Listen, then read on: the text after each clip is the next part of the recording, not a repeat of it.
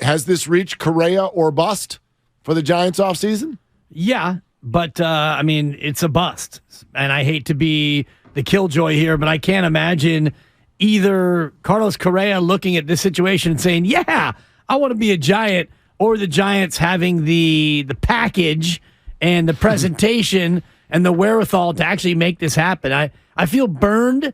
I feel spurned. Exhausted. I just kind can't. Of exhausted, to be honest. Honestly, with you. and I can't. Not that I'm not here to talk about it, and I am open to the Hail Mary possibility. But you mentioned it earlier with the guys in the changeover. It feels like a 2-minute drill, and it feels like the Giants are on their own 5-yard line with no timeouts, needing a touchdown. Well, and I hope they don't handle it the way Kyle Shanahan handled it in Atlanta. Let's just run the ball. Take your time. Hand it off. Let's see. I don't know. Anybody want to stop for lunch? Yeah, I think it's pretty desperate, and that's it. Here's one thing I'll say now, because I'm not going to say I have no idea if they're going to sign him or not. We know that they're having meetings and all of that, but this is a terrible position to be in from a negotiating standpoint. And I know a lot of you have had these sort of, I find them a little bit pie-in-the-sky ideas. You should have come out with Judge 3 months ago and said $400 million. Well, first of all, you're not allowed to do that 3 months ago. Right. Second of all, it's just not the way life and negotiations work. You don't.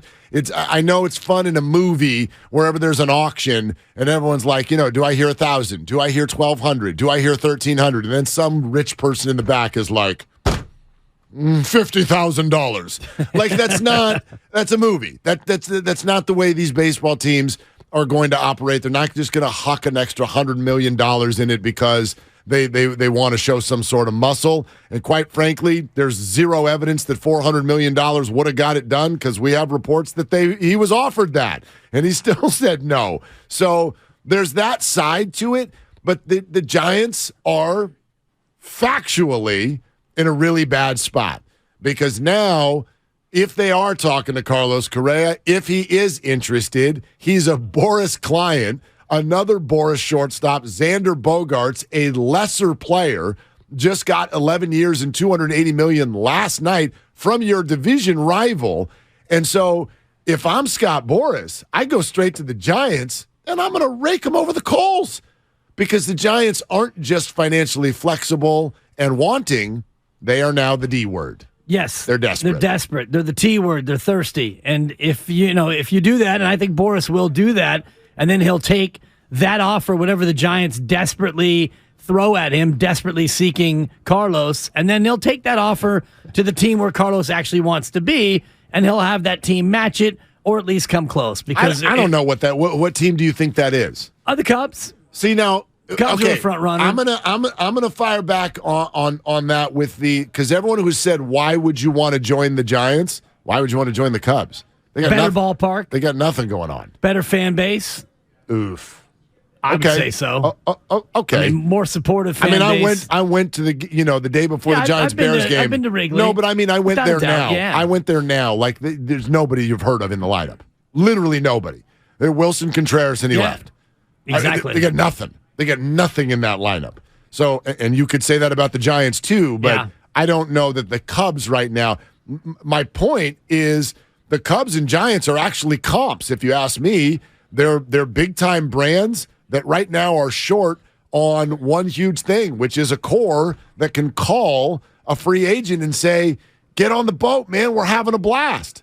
Like, that's what operates this now. It's changed, and I think the Giants have potentially, with this group, they've been a little slow on the uptake. Go back to LeBron and Bosch and Wade. When the world started to learn that players talk in the offseason, they plan, they strategize, they execute, they want to be on banana boats, they want to have a good time. And Xander Bogaerts is a great example. The San Diego Padres look like they're having a really good time. It's a party at Petco Park. They got these brand new City Connect jerseys with 100 colors in them. And who got on the phone with Xander? I don't know, but I would imagine their names were Manny, Fernando, and Juan. And Juan, sure. And he probably went, wow, that sounds pretty fun. And the Giants are like, we have Logan Webb here on the phone. Yeah.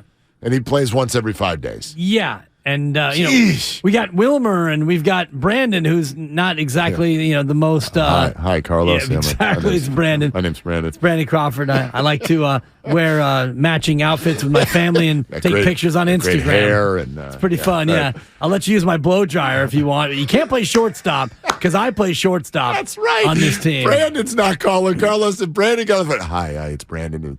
Please don't come here. Yeah. Please. I need you to play third. I'd really like to just By the way, we already have 5 quietly. third basemen, so would you mind playing second base? You and Tommy LaStella. I don't know where you're playing, Carlos. You and Tommy can platoon at second.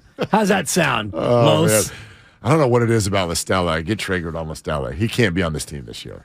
He can't not be on this team. He's under contract. No, that doesn't matter. I don't think Tommy LaStella is going to be on this team this year.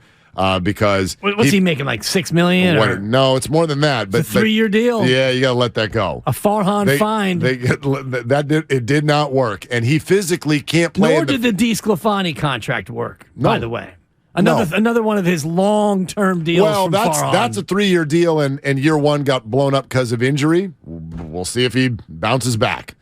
Last year he took an L. Let's see if he bounces back. And the LaStella contract, also a 3-year deal. Yeah, and we're already 2 years in, and he's physically compromised, and he's not good enough of a hitter to be your left-handed DH, so that's a no. Yeah, so, you're going to move off of him. That's a failed contract. That's a failed free agent contract from Farhan.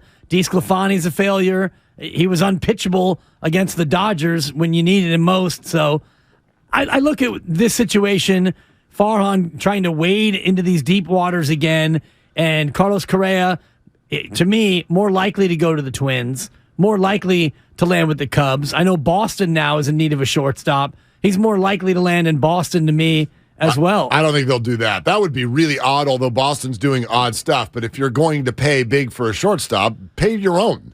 But they didn't want to go 11 years for Bogarts. What do you think Carlos is going to ask for? Maybe 8. He's younger than Bogarts. Right, but if you can get Correa in. Correa's not going for 8. No way. Why would he do that? All these guys are doing 10, 11. They're all going to 40. Won't Carlos do the same? Better player, younger player than Xander. I mean, presumably. I mean, you might get him for less, and maybe you think Correa is better than Bogarts. I mean, the numbers would suggest yes. I mean, and if you they're the same agent. Xander just set a comp. We also have Trey Turner who set a comp. Correa's going to cost you a number with a 3. Yeah, $300 million. So are the Giants going to go? What is it? 10 years, $300 million. Is that about what you think the contract should be? How many years did Turner get? That was 11, right? He got 11 and 300, and Bogart's got 11 and 280. Yeah. I think hell, at age 28, why wouldn't he ask for 12?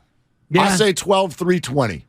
If I'm his agent, if I am Boris, Scott Boris, yeah, you got 12 and 320 for me. And if I'm the Giants right now, I sure do. Yeah, yeah, you do. You have to. 12 years. I can't see Farhan Zaidi wanting to sign a guy for 12 years. I mean, what's the difference between 9, 10, 11, 12 years? That's 3 years, Mark. Yeah, but I mean, right now, is any executive, look at A.J. Preller in San Diego. He approaches this thing 2 ways. A, it's 2 a.m. at the bar. He's drunk. If you're expensive, I'm in. Yeah. And the second thing he's doing is, I wonder if he's going, look, if we don't go win and we're not interesting right now, I'm not going to be here in 10 years.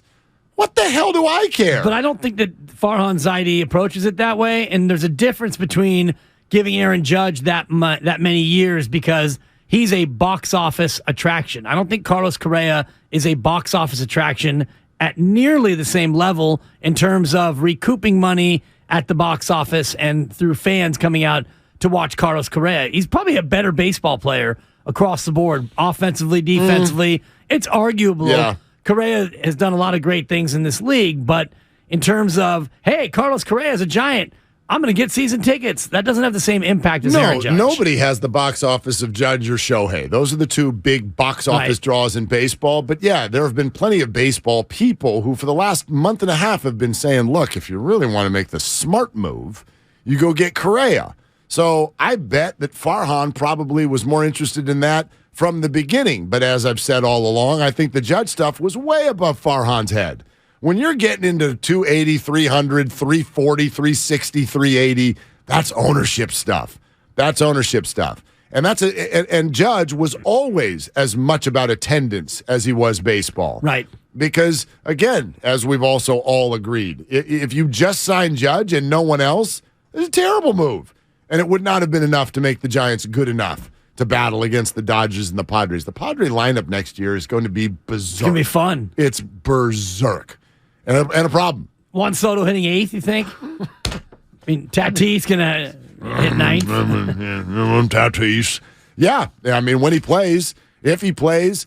And so, look, that's probably the Padres are doing the short-term gain, long-term loss thing. That is probable.